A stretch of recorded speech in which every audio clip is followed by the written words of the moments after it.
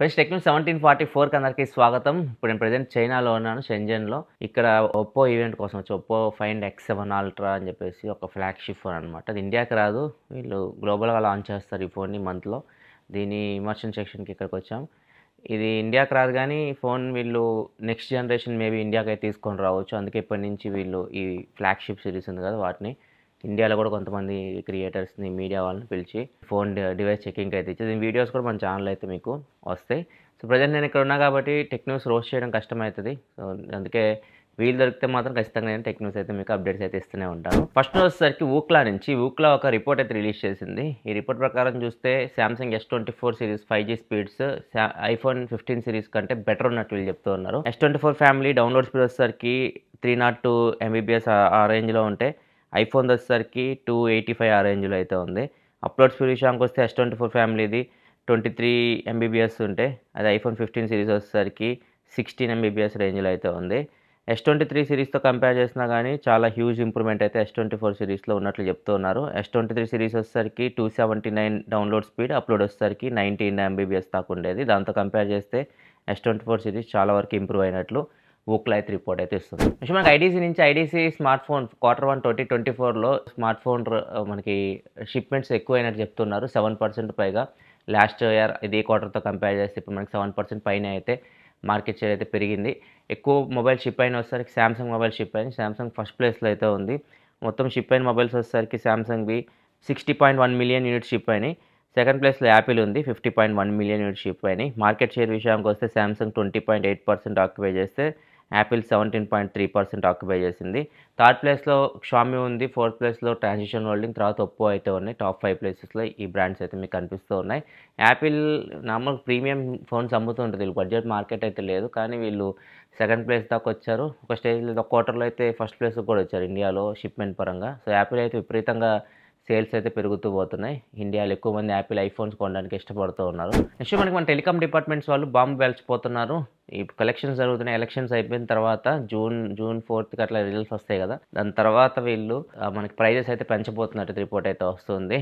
అంటే మన Jio, Airtel, Vodafone idea వీళ్ళందరూ ఒక 15 to 17% ప్రజెంట్ ఏదైతే ప్లాన్స్ నడుస్తున్నాయో వాటి మీద ఒక 20% అయితే మీకు ప్రైజెస్ అయితే పెంచుతున్నారు. 15 to 20% మధ్యలో. చూడాలి మరి ఏ ప్లాన్ మీద ఎంత పెరుగుతాయి, ఇవన్నీ మనకి తర్వాత తెలుస్తాయి. వీళ్ళు ప్రైజెస్ అయితే పెంచబోతున్నట్టు అయితే రిపోర్ట్ అయితే వస్తుంది. Next comment of the day చూసుకుంటే డీజే టునైట్ అంట, పేరు డిఫరెంట్గా ఉంది.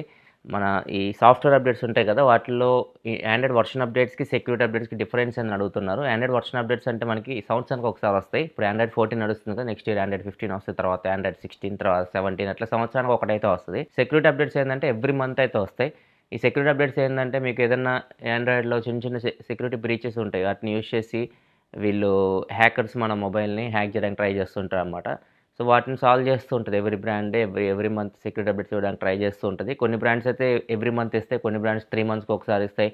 అట్లా ఇంకా వాళ్ళ ఇష్టం, వాళ్ళ టైం బట్టి, వాళ్ళ టీం బట్టి మొత్తం కంప్లీట్గా వాళ్ళు అప్డేట్స్ అయితే ఇస్తూ ఉంటారు. ఇది డిఫరెన్స్ మనకి ఆండ్రాయిడ్ వర్షన్ అప్డేట్స్కి సెక్యూరిటీ అప్డేట్స్కి. నెక్స్ట్ మనకి టెస్లాలో ఆటో పైలట్ మోడ్ ఉంటుంది. అంటే ఆటోమేటిక్ కార్ అదే డ్రైవ్ చేస్తూ వెళ్తుంటుంది. సో ఇది ఒక వ్యక్తి ప్రాణాలు కాపాడినట్లయితే తన స్టోరీని అయితే షేర్ చేసుకున్నారు. అతని పేరు వచ్చేసరికి ఫ్రాంక్లిన్. ఇతను అమెరికాలో ఏప్రిల్ 1st రోజు బయటికి వెళ్ళాడు టెస్లా కార్ తీసుకొని.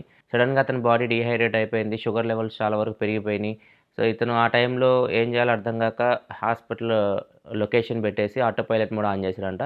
ఇది ఆటోమేటిక్గా కారే అతన్ని హాస్పిటల్లో తీసుకెళ్ళి నన్ను బతికించిందని చెప్పేసి తన స్టోరీని షేర్ చేసుకున్నారు. ఇలాన్ మస్క్ కూడా దానికి రియాక్ట్ అయ్యారు.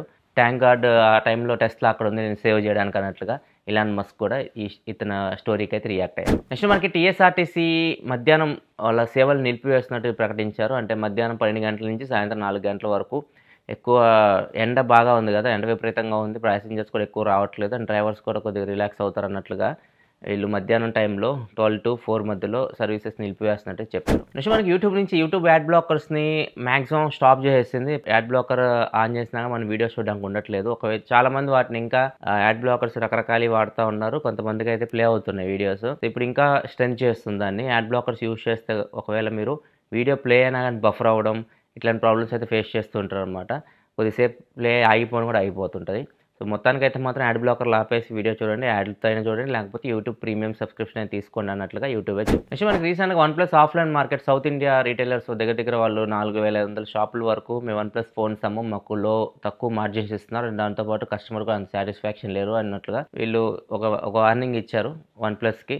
ఇప్పుడు మొత్తం ఆల్ ఇండియా లెవెల్లో 150,000 షాపులు కలిపి వన్ప్లస్కి అయితే వార్నింగ్ ఇస్తున్నాయి అన్నమాట. మే 1 వరకు మీకు టైం ఇస్తున్నాం, మాకు మార్జిన్స్ పెంచండి అన్నట్లుగా వీళ్ళు ఒక టీమ్ లాగా ఏర్పడ్డారు ఇప్పుడు. మరి చూడాలి వన్ప్లస్ వీళ్ళకి ఎలా రియాక్ట్ అవుతుందో, వీళ్ళతో మాట్లాడి మేబీ వీళ్ళకి ఏమైనా కొద్దిగా మార్జిన్స్ అయితే పెంచవచ్చు. ఎందుకంటే 150,000 అంటే చిన్న షాపులు కావు, చాలా ఎక్కువ షాపులే ఉన్నాయి. సో మేబీ వీళ్ళు మాట్లాడి దీన్ని సెటిల్ చేయొచ్చు. Next second deal of the day చూసుకుని వన్ప్లస్ నుంచి వన్ప్లస్ 11R లోయెస్ట్ ప్రైస్కి అయితే వస్తుంది. నార్మల్గా ఇది అమ్మేటప్పుడు 37,000-36,000 ఆ రేంజ్కి అయితే అమ్మేవాళ్ళు. వన్ప్లస్ 12R వచ్చింది కాబట్టి ఇది ప్రైస్ అయితే 32,000 రూపాయలకి అమ్ముతున్నారు. మేబీ తక్కువ స్టాక్స్ ఉండొచ్చు ఇవి. 32,000కి with coupon and bank offer కలుపుకొని ప్రైస్కి అయితే వస్తుంది ఇది మీకు.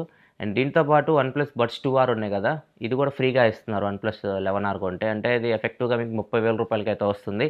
సో నా వరకు అయితే మాత్రం ఇప్పుడు తీసుకునే పైతే 35,000 పెట్టగలిగితే మీరు iQOO Neo 9 Pro వస్తుంది 35,000కి. లేదు మీకు వన్ప్లస్ ఫోనే కావాలి అనుకుంటే మాత్రం అప్పుడు మీరు చూడొచ్చు. కానీ iQOO Neo 9 Pro మీకు 35,000కి 8 Gen 3 ప్రాసెసర్ అయితే వస్తుంది. ఒకవేళ డీల్ మీరు చెక్ చేయాలనుకుంటే కింద డిస్క్రిప్షన్ లింక్ ఉంటుంది, అక్కడ నుంచి మీరు చెక్ చేయొచ్చు. ఇంకా ఎక్కువ డీల్స్ మీరు చూడాలనుకుంటే మన టెలిగ్రామ్ ఛానల్ లింక్ కూడా కింద డిస్క్రిప్షన్లో ఉంటుంది, అక్కడ నుంచి మీరు అక్కడికి వెళ్ళండి, అక్కడ ఎక్కువ డీల్స్ అయితే ఇంకా మీకు దొరుకుతాయి. నెక్స్ట్ మనకి గూగుల్ పిక్సెల్ 9 సిరీస్లో కొత్త ఫీచర్ తీసుకొని రాబోతున్నారు. శాటిలైట్ కాలింగ్ ఉంటుంది కదా, మనం దీనిలో చూసాం ఐఫోన్స్లో ఉంటుంది ఈ ఫీచరు. ఇదే ఫీచర్ ఇప్పుడు పిక్సెల్ 9 సిరీస్లో తీసుకొని రాబోతున్నారు.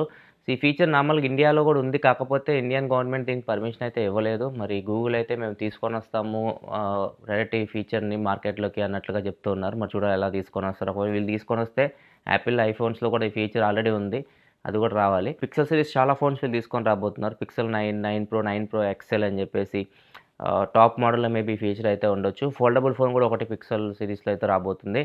అన్ని ఫోన్స్ ఇండియాకి వస్తాయి. ఇవి మోస్ట్లీ అక్టోబర్ ఆ టైంకి మనం ఇండియాలో ఎక్స్పోర్ట్ చేయొచ్చు పిక్సెల్ 9 సిరీస్. నెక్స్ట్ మనకి వివో నుంచి వివో V30 ఈ బాక్స్ అయితే బయటకు వచ్చింది. ఇక మీకు స్క్రీన్ మీద కనిపిస్తుంది చూడొచ్చు. ఫ్లాష్ మనకి రింగ్ షేప్లో అయితే కనిపిస్తూ ఉంది.